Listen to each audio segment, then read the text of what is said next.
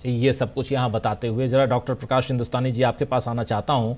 वक्फ संशोधन विधेयक जो है वो अब 2 तारीख को कह रहे हैं कि ऑलरेडी पहले से तो खैर वो था ही, सदन में वो उसको लेके आया गया था, उसके बाद जेपीसी का गठन, उसके बाद की कहानी सबको पता है। लेकिन अब इसको दोबारा लाना और यहाँ से कितना ये बिल जो है वो परेशानी का सबब बन सकता है नरेंद्र मोदी की सरकार के लिए।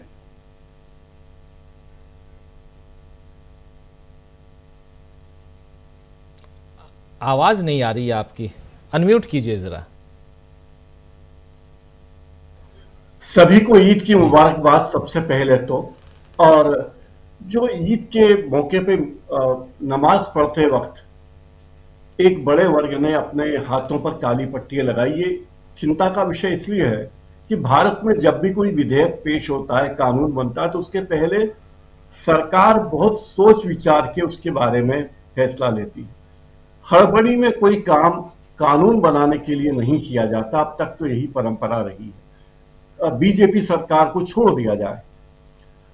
कानून बनाने के पहले जो संसदीय समितियां हैं वो विचार करती हैं, तमाम जो कमेटियां बनाई जाती है विचार करते हैं। लेकिन जिस हड़बड़ी में ये बिल लाया जा रहा है, अब ये बिल कह रहे हैं कि बिल वक्फ अधिनियम 1995 में संशोधन कर रहा है और वक्फ की स्वायत्तता का सवाल इसमें मुख्य से उठाया जा रहा है। वक्फ की संपत्तियों पर सरकारी दखल चिंता का विषय है। और एक बड़ी बात इसमें यह है कि कहा जा रहा है कि जो संशोधन आ रहा है उसमें वक्फ ए अल औलाद यानी पारिवारिक वक्फ में महिलाओं के अधिकारों को सुनिश्चित करने की बात कही जा रही है। तो सवाल यह है कि अगर महिलाओं के अधिकारों की चिंता है तो वक्फ की प्रॉपर्टी में ही क्यों चिंता है? दूसरे मंदिरों की प्रॉपर्टी में महिलाओं के अधिकारों की चिंता क्यों नहीं है? बड़े बड़े राजनीतिक और गैर राजनीतिक संगठनों में महिलाओं के अधिकारों की चिंता क्यों नहीं है? और जिस तरह से ये बिल पेश किया जा रहा है वो विपक्ष का आरोप बिल्कुल सही है कि ये संघवाद के का उल्लंघन है। हमारे संविधान में जो व्यवस्था है उसका उल्लंघन करने की कोशिश है। धर्मार्थ संस्थाएं समवर्ती सूची में आती है और राज्यों का अधिकार है कि वो इस बारे में फैसला लें। तो केंद्रीकरण, केंद्र सरकार की मंशा यहाँ संदेह के घेरे में है। बहुत सारे मुस्लिम संगठन है जैसे all India Muslim personal law board, वो भी इसे कहता है कि ये एक हिंदुत्व का एजेंडा है और ये बिल मुस्लिम समुदाय की पहचान और धार्मिक स्वतंत्रता को कमजोर करने की कोशिश है। तो समाज में कोई भी वर्ग, चाहे वो अत्यंत छोटा सा पारसी वर्ग ही क्यों नहीं हो, पारसी समुदाय ही क्यों ना हो, अगर समाज के ये वर्ग कमजोर होंगे तो देश का भला होने वाला नहीं है।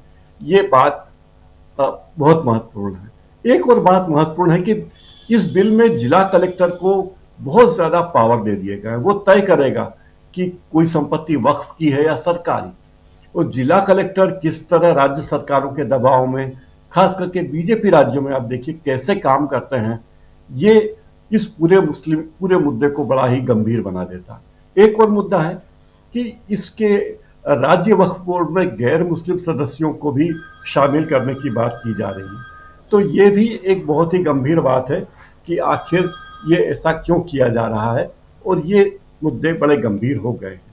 जी जी, बिल्कुल बिल्कुल महत्वपूर्ण बातें वक्फ बिल को लेकर हम चर्चा कर रहे हैं। और जी कुछ जोड़ना चाहते हैं और डॉक्टर प्रकाश हिंदुस्तानी जी?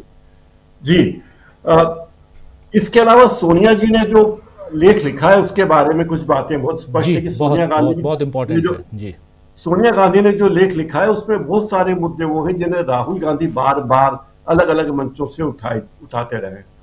शिक्षा व्यवस्था पर हमला, आप देखिए इस देश की सरकार ने जो शिक्षा व्यवस्था को नेस्तनाबूद करने की कोशिश की है, ये बेहद चिंता की बात है और शर्मनाक भी है कि हम शिक्षा को एकदम ही नजरअंदाज कर रहे हैं। आप एक आर्टिकल पिछले दिनों मैंने पढ़ा, उसकी चर्चा करना मौजूद समझता हूं कि जो केरल राज्य 1947 में पिछड़े राज्यों में आता था, आज देश के सबसे उन्नत राज्यों में क्यों आ रहा है। तो इसका एक प्रमुख कारण यह बताया गया कि वहां शिक्षा का प्रचार प्रसार बहुत व्यापक पैमाने पे किया, लोगों के स्वास्थ्य की चिंता की गई। तो ये दोनों ही चीजें अब नहीं है। अब इस देश में सबसे अच्छा स्कूल माना जाने वाला है, वो स्कूल माना जाता है अंबानी का स्कूल जो मुंबई में है, जी। और उसमें अरबपतियों के बच्चे ही पढ़ सकते हैं, करोड़पति के बच्चे तो नहीं पढ़ सकते। तो लखपतियों की तो बात छोड़ ही दीजिए। फिर स्कूलों के निजीकरण में जिस तरह कारपोरेट घराने घुस गए हैं, बड़े बड़े स्कूल चेन चल रहे हैं जो कारपोरेट घरानों की है, और शिक्षा का सांप्रदायिकरण जिस तरह किया जा रहा है।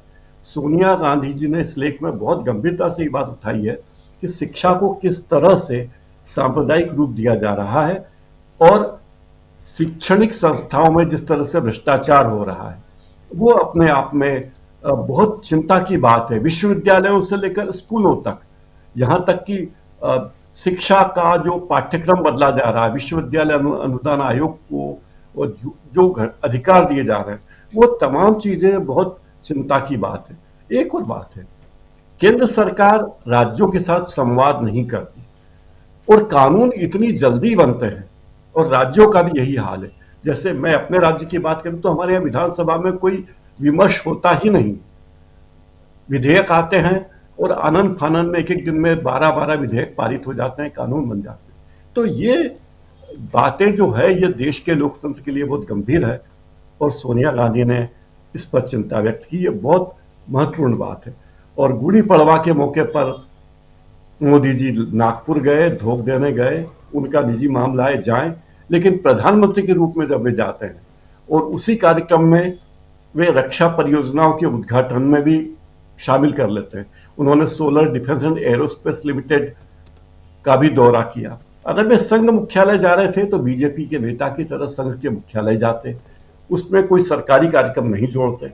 तो क्या ये ऐसा है कि सरकारी खर्चे से गए और संघ के कार्यक्रम में गए, जैसा कि आमतौर पर राजनीतिक दल करते रहे हैं, गृह मंत्री करते हैं, अरविंद केजरीवाल भी ये काम बहुत करते रहे, लंबे समय से करते रहे, कि सरकारी तंत्र का दुरुपयोग करके अपनी पार्टी को मजबूत बनाना।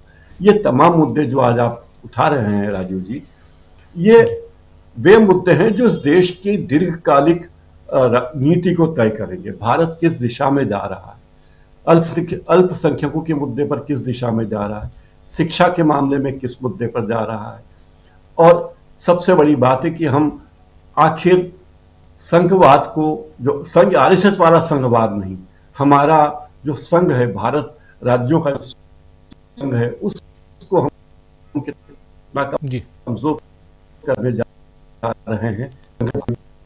आवाज़ आपकी कट रही है, लेकिन बहुत इंपॉर्टेंट आप बातें यहाँ कह रहे थे। एक तरफ सोनिया गांधी की का जो आर्टिकल है वो, और उसमें जो उल्लेख है उसको लेकर, और दूसरी तरफ वक्फ बिल को लेकर भी हम लगातार